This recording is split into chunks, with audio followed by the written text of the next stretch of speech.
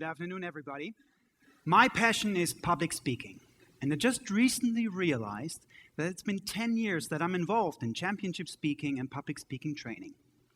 And I can very vividly remember the very first time that I gave actually a session on public speaking.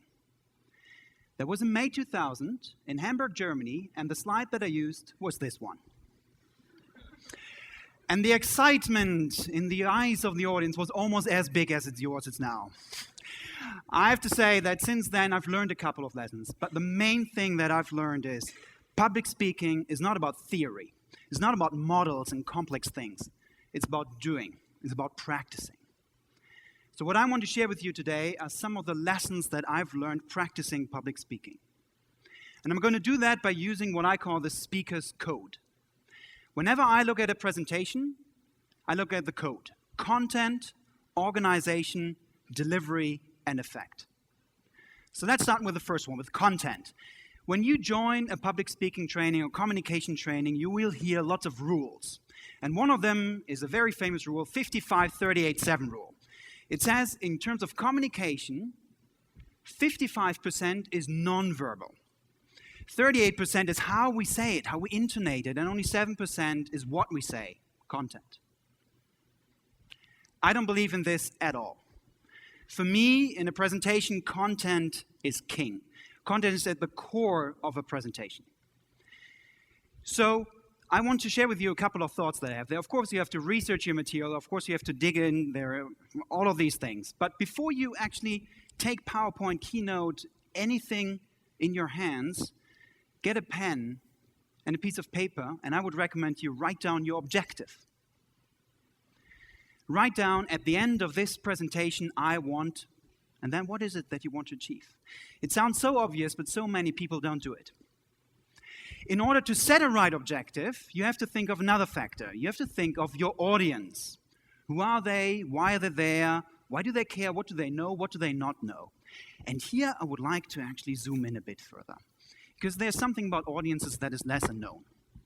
So let's assume you set your objective, you did all your homework, you did great research, you practiced. Then you want that the audience actually looks a bit like this. Yeah, you want that they cheer, that they love, that they fancy you, yes. And then you go out. And then you go out on the podium. And I can tell you in 95% of the cases, audiences will probably look a bit like this. And what do you do then? What do you do then? Standard advice is look at the people who smile, you know. In every audience, there are some people who smile, who nod, who say whatever you say, actually. They will go, yes, that's brilliant. But what about her?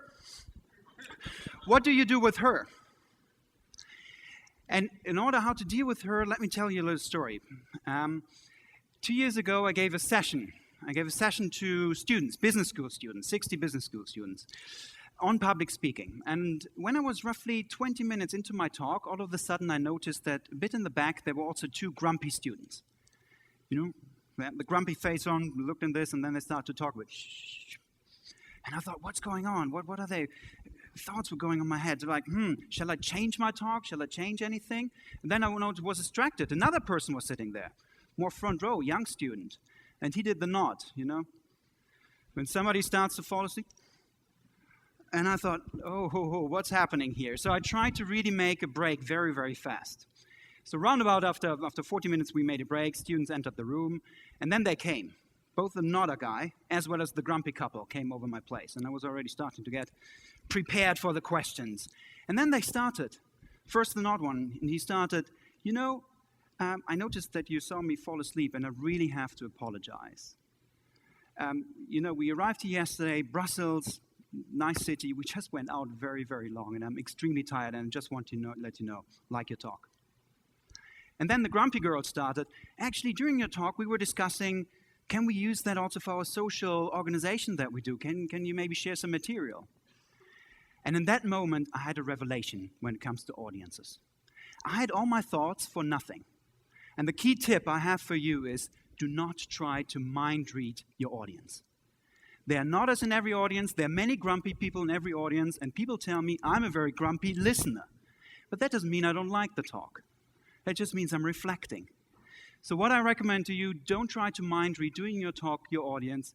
Get some feedback afterwards, but during the talk, just go on. Then some thoughts on organization.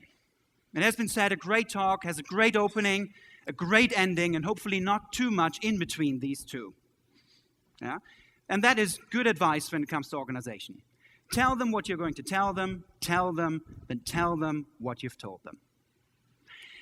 But I think there's something missing. Roughly 1 year ago, I had to give a session on public speaking at a conference, good conference, 100 managers roughly over there. And 1 hour before my talk, we had a break. Good coffee break and so on. So I was having a coffee, standing there chatting a bit, and then it happened. Somebody crashed into me, and so the coffee spilled all over my shirt. 1 hour before the session. The question is, what do you do then? I mean, I had lots of thoughts that go on. Buy a new shirt. Not happening. Reserve shirt, I didn't have anybody. Ask somebody for a new shirt. Didn't really work out. Nobody my size was over there. Then I thought, like, maybe I should enter like this and just give my talk a bit like this during all the time. Maybe that would work.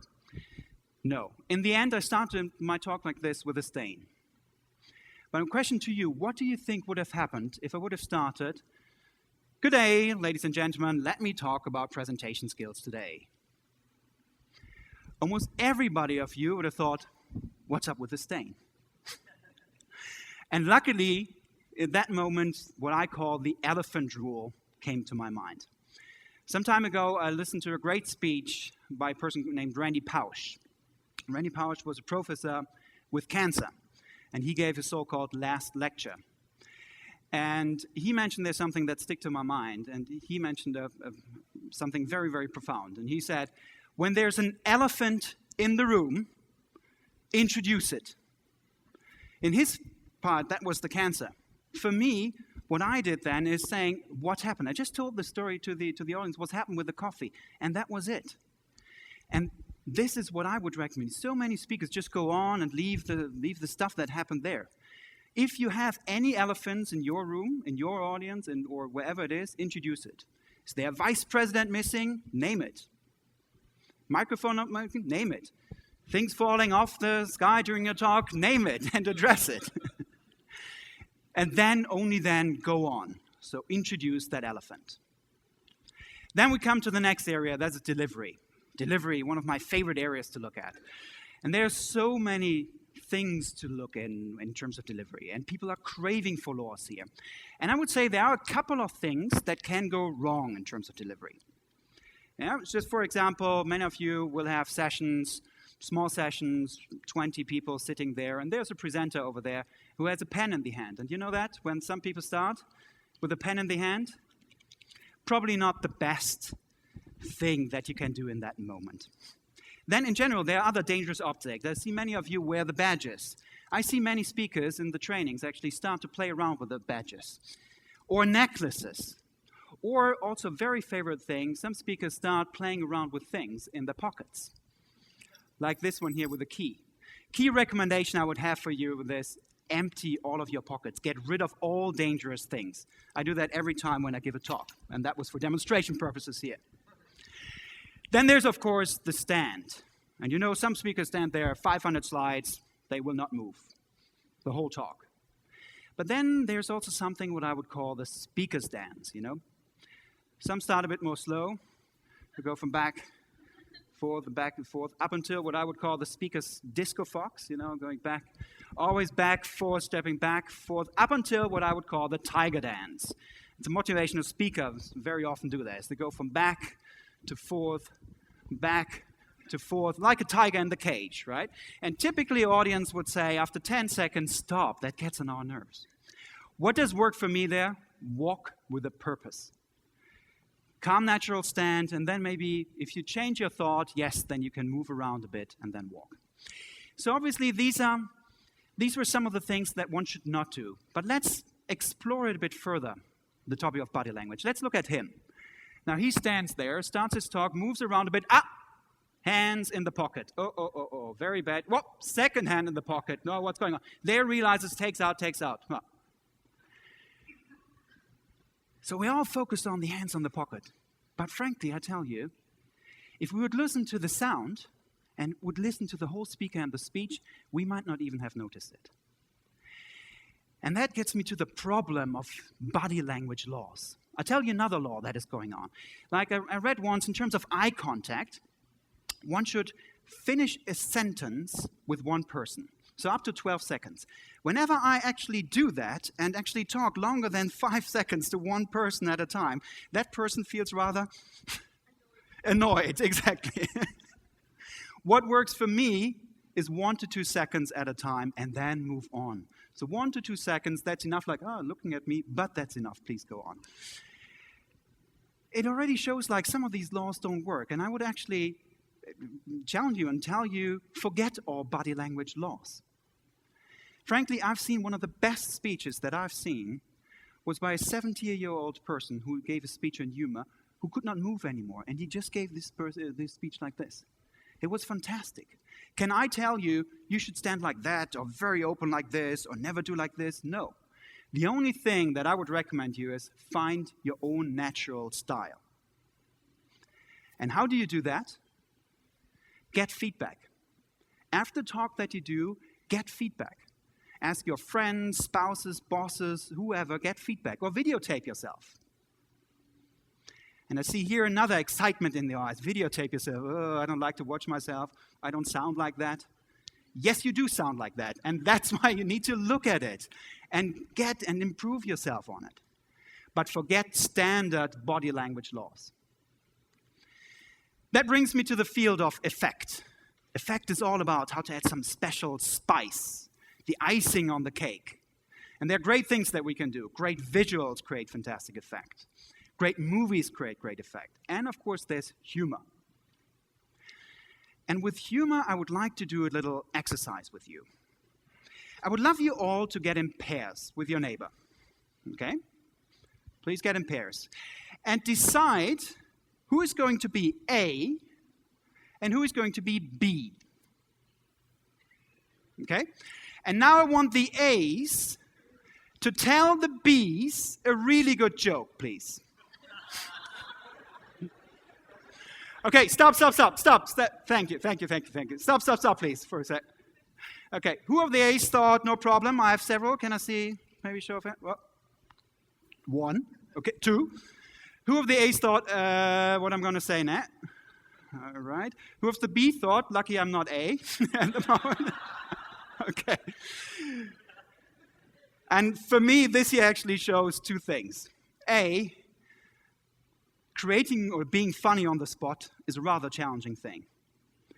But B, creating moments of effect, of lightness with an audience while interacting with them is something that almost every speaker can achieve.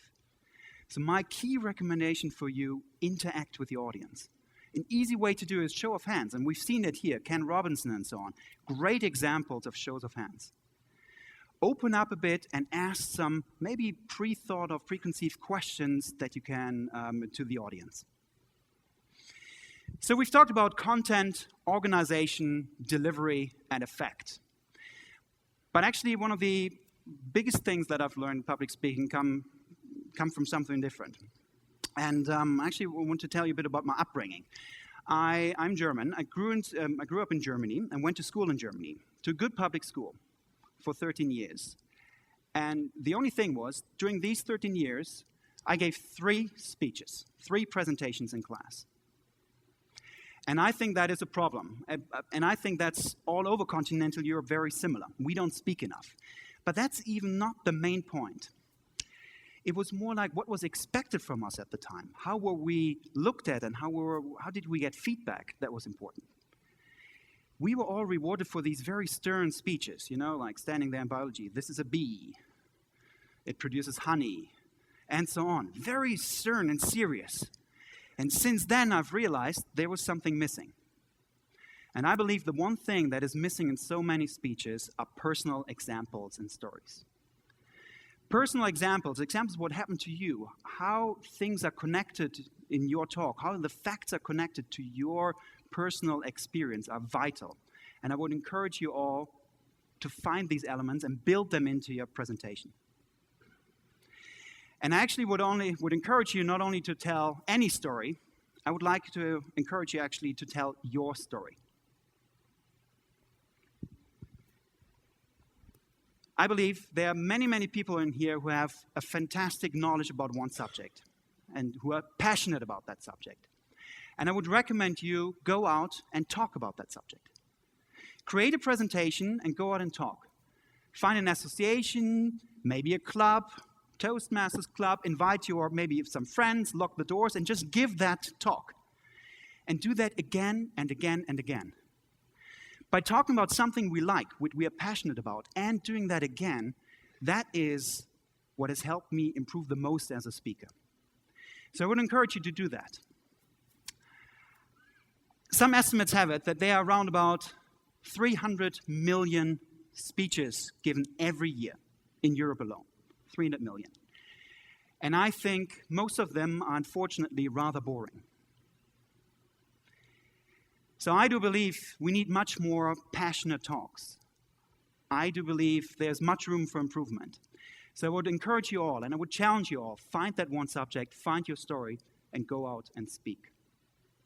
Thank you very much.